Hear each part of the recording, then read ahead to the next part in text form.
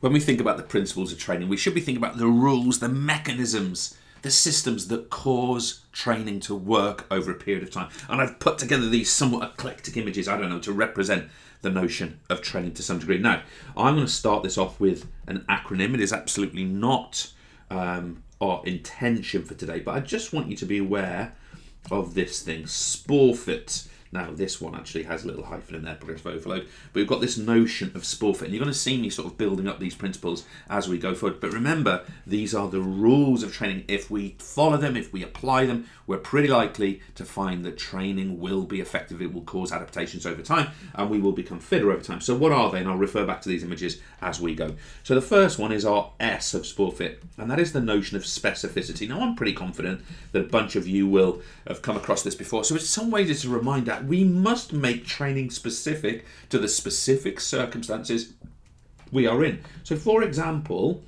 we must make training specific to an energy system. Now, when we talk about energy systems, also think about recovery processes and times, okay?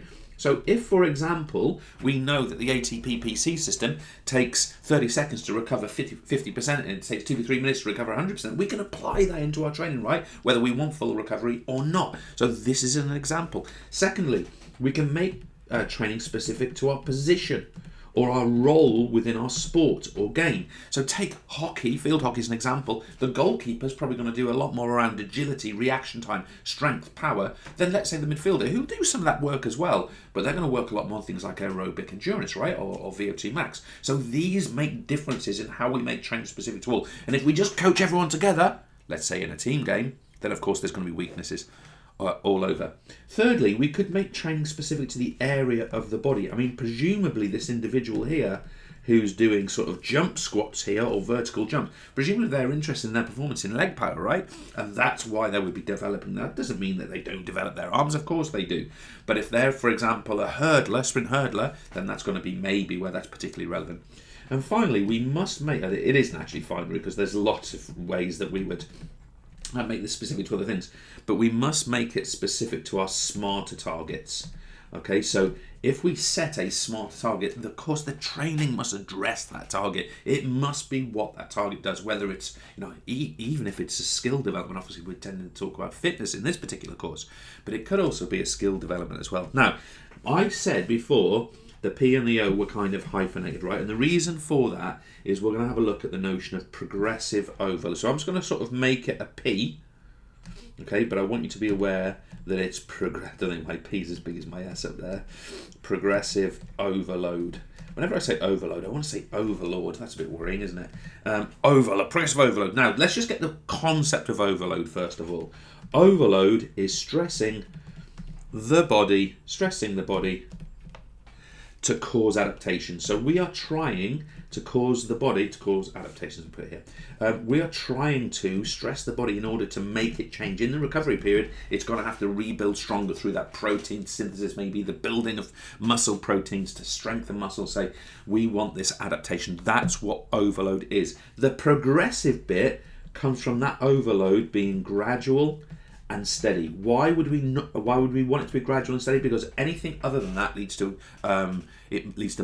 It leads to injury. That's what we must achieve, and we achieve progressive overload using the FITT principle, which I'm going to come to in a few moments. So I'm almost asking you to bide your time with me here because we're going to come back to FITT in a second. But 2 points: causing adaptations, gradual and steady, and we'll have a look at that when we come to the FITT principle towards the latter part of this tutorial. So there's our S, our P-O. We're now going to go into the first of our R's. That is the notion of reversibility. And I really want you folks to be as specific as you can about this, because I think this is broadly a misunderstood sort of concept. Reversibility is the reversal of adaptations, okay? So we are ultimately trying to prevent this thing from happening by applying reversibility, and it's going to be caused by lack of training.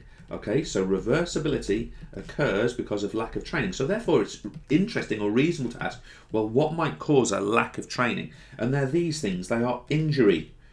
They are demotivation. I'm sure you've experienced both of these at different points in your kind of training history. Sometimes you don't feel like going to the gym. Sometimes your knees are hurting. These are going to cause...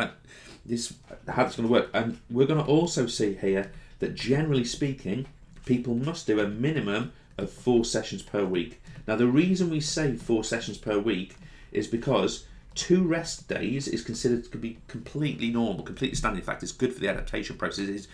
Rest is when adaptations occur. But if you consider 4 days, it never allows, presumably if they're spaced out, it never allows for more than 2 days of recovery between sessions. So that's a nice rule of thumb. On average, you've got to obviously apply it in the individual circumstances, but that's a nice rule of thumb there. But injury and demotivation are what cause reversibility to occur, because it stops training. So they're the things we must ward against, more of which in a second. Now, we're also interested in our second R, which is recovery. I mean, it sounds obvious. So obviously, we've looked at different points in this course about recovery. Now, so we must make sure that recovery is active. So, a couple of things. If we are recovering between sessions, we might do things like what we call peripheral training. We might walk or cycle to work or school or college or whatever. We will do some kind of we might do a bit of stretching, for example. So recovery should be active. It actually helps the adaptation and the pace of recovery. Also, I want to stress to you that recovery is when adaptations occur. So we tend to find that our fitness gets better because we go to the gym. No.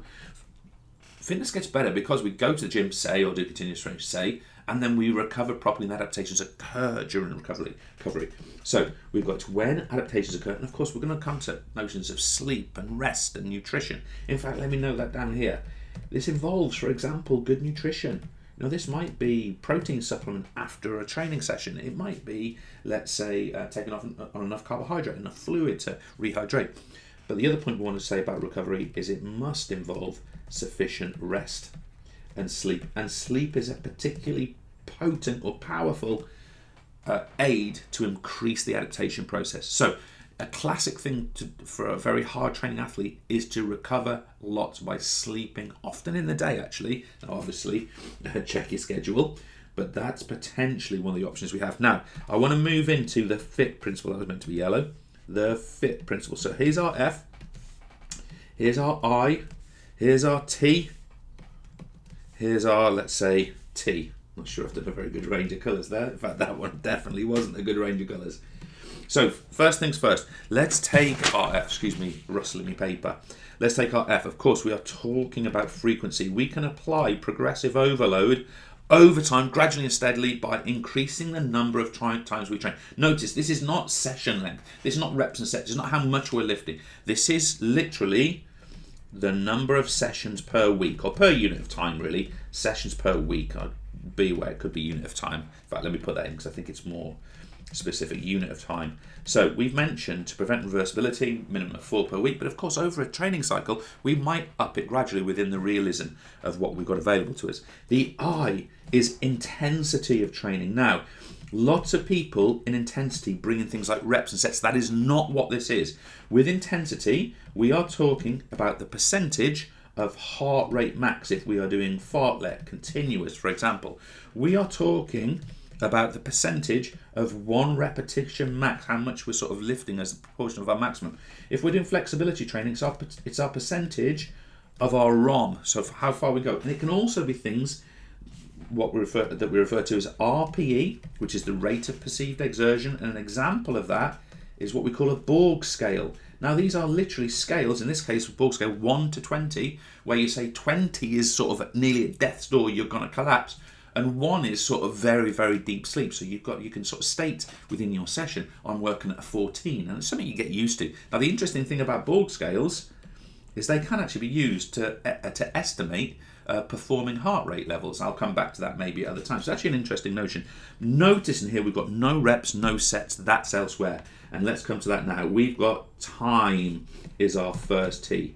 Okay, time. Now this typically is session length, how often, how long we go for on our continuous training runs, say. But it can also be, the hashtag is number of reps, how many reps are in my weight training session. It can be number of sets. Now please identify these are time factors. It can also be how long we recover, let's say between sets. So it's recovery time. This is time. And of course we can manipulate it, overload it progressively, gradually, steadily in those ways. Now finally, our last T is type.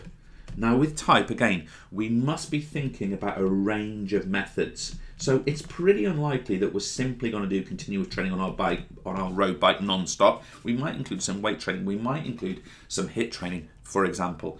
And this is the key point I want to get, is that variance, and that's another word for type actually, variance to avoid injury. And of course, if we avoid injury, what do we avoid? Reversibility. We are applying the principle of reversibility by using type to prevent things like overuse injuries, chronic injuries, and here that's a really nice model. It also helps with boredom and tedium, right? Hope that's useful. Cheers.